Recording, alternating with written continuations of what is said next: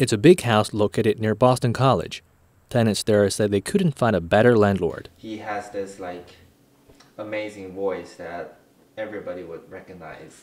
He's not a landlord to us. He's more like a friend or sometimes like a father to us. He has a lot of stories to tell and he's very engaging.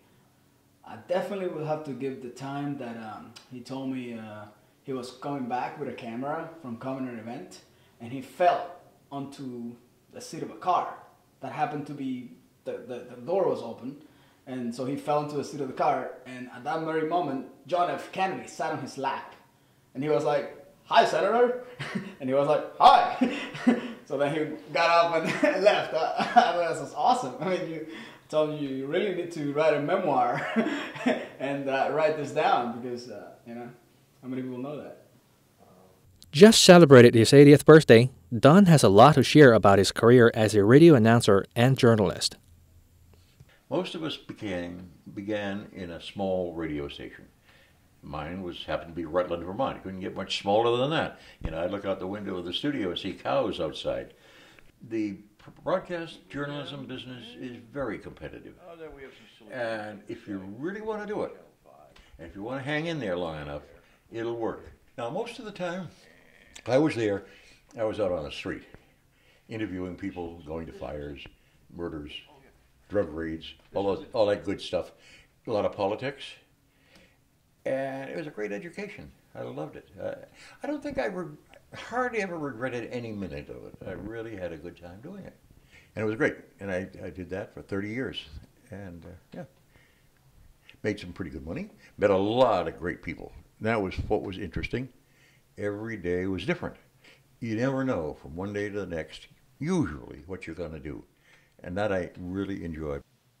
It's not easy. You have to follow a narrow, down the middle line if you're going to be a good journalist. You have to be careful.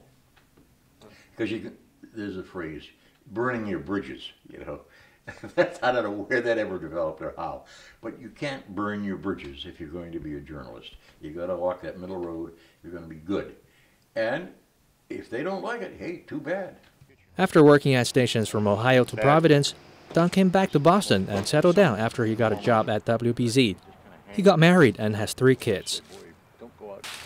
This is a great house. It's a big. The woman who owned it and all that, got divorced. And her then husband moved out. And my wife died. And we had sort of been friendly a little bit, family. And we got together here. Now a grandfather, Don used to enjoy skiing and racquetball. He often jokes about the harms his hobbies brought him.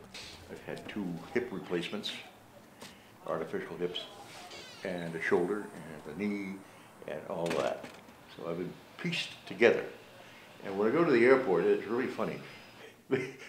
All the things you know, and the guys look at you and say, why are you setting off all the alarms? I say, well, that's part of my body now. So, a domestic news reporter, he never went abroad as a journalist. But after retirement, Don and his family traveled to many places, such as Japan and Europe. A lot of booze. Don said his life is great, and he enjoyed it. So, yeah, that's my life. All there in my loose leaf notebook. So, fun. I'm standing in front of the College of Communication at Boston University. A lot has changed after Don's graduation, and so does the media industry. But what remains unchanged is the secret to do good journalism. That is to be interested in your job and to be really dedicated. This is Yuan Wang reporting for BUTV.